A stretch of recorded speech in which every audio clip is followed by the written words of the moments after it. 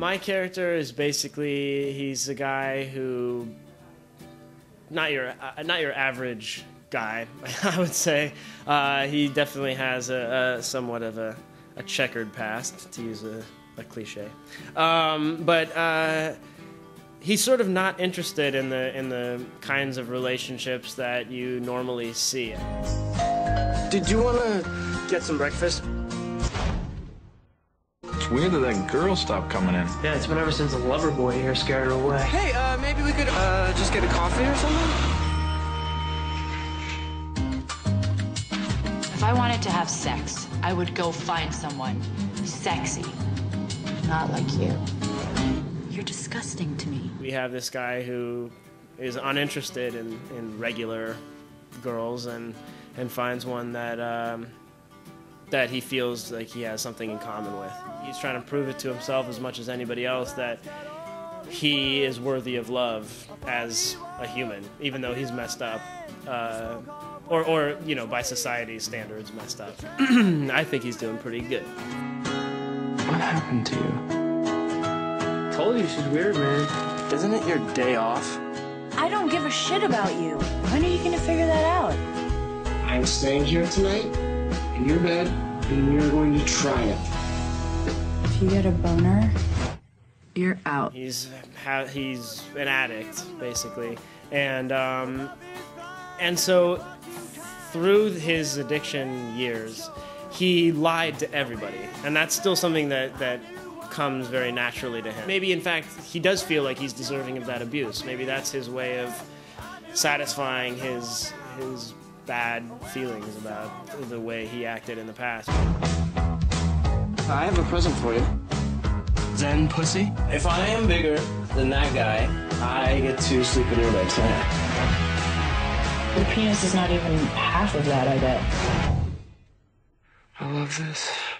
Get off. It was a lot of erotica research because Mariana was trying to figure out exactly what her character's taste would be when she was writing it. I thought this looked like it had amazing potential too, but it is actually really bad. Two definitely underage girls, greasy, fat guys, like basically... Do you want to pick out something else?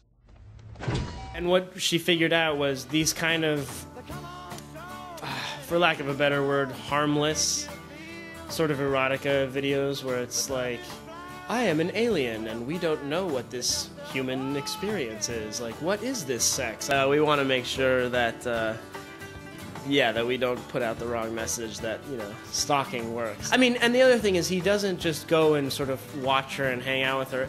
At any given point, he's trying to get as much permission as he can. I mean, he finds her apartment and then he pretends that he lives in her building, but he would never force his way in. He would never, you know, when he tries to invite himself in, she says no. He backs off. He's always trying to do it with her best interests in mind. And I think that stalkers don't have that perception. They're in it for themselves and they want to...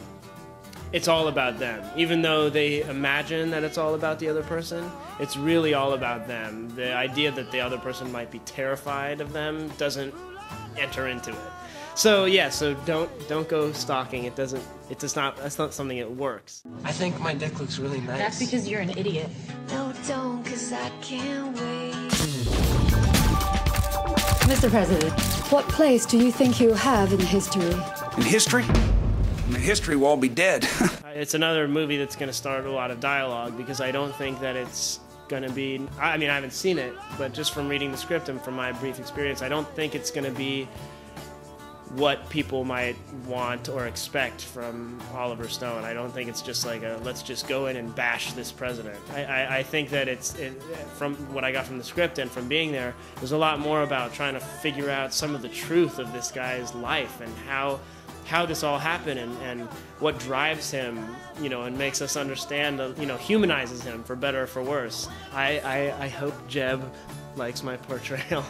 I hope he feels like it's accurate. I tried to make him, you know, he's always the hardworking, not my necessarily favorite guy in the world. I don't necessarily trust him 100%, but you know, I appreciate that he was a hard worker.